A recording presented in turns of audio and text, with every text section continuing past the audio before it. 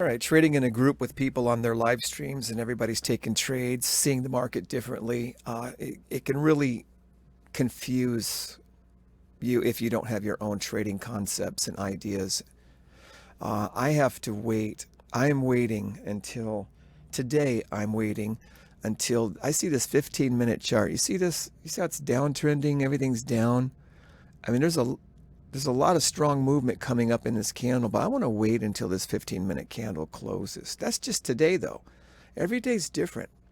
Look at the 10,000 tick chart up here on the top left, and you can see that same area of resistance right there. Look at these pintails coming in. I'm not saying that it can't go up. I'm just saying I want proof.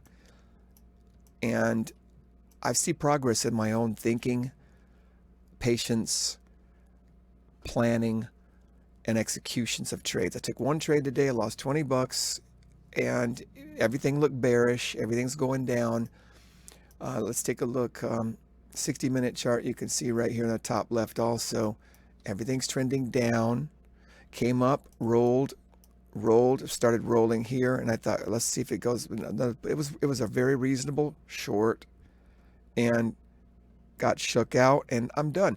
And I don't want to go long until I see certain traits, say on the, I like what's going on the 10,000 tick chart. We had a price was closing above the moving averages here, but they didn't cross over. Now we have a crossover of the moving averages, and price is using momentum to go up. So I like that. So I'm looking to go bullish in that case, but I need, there it goes, the 15-minute chart. And it did. So this is more bullish to me. See how it closed above everything. Closed above all the moving averages, closed above the trend line, and that's telling me that bullish is a good idea. I do think it's going to go all the way up to the top of this peak here. So I would like to try to get in along somewhere if I can. You know, sometimes it moves so fast you don't get a chance to get in, and that happens. On a strong momentum day, on a strong momentum move, you really are looking for a clean trend line break or a consolidation, red bar ignored, continuation with a very tight stop loss.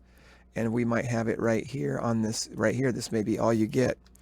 And I'll buy long, and I'll put my stop right underneath and see if it can keep going up there.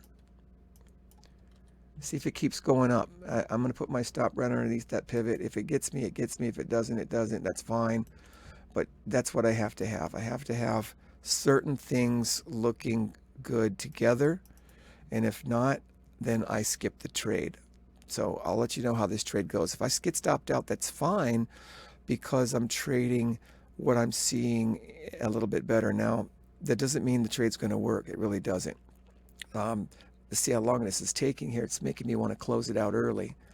But I'll let you know how the trade goes. Okay. This is just a wacky market. It's really making me want to close it out early. And just the behavior of this thing like that, jumping around like that. And a lot of times when I do that, I miss the move. So I'm just going to keep it where it is. I'm going to move it to break even, though, the stop to break even. That way I'm not going to take a loss on it. Okay, it just basically broke me even. See the behavior of this. It should keep going. And at least it wasn't a loss, so I'm okay with that. My stop was down here at that pivot level there. So I'm curious to see what's really going to happen on this trade. I'll include that in the video here.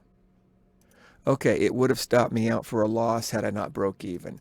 So there's some feeling and intuition you get, reaction, gut intuition that you get with price action, with price behavior. Okay.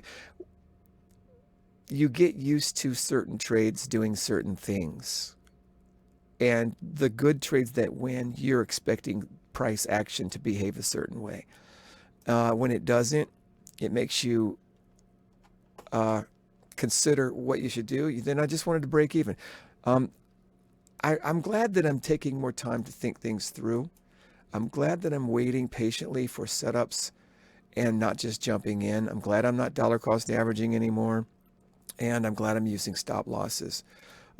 If this continues to go up after doing the stop, this may be a good area to use as a stop loss for the next setup. So anyway, that's what happened.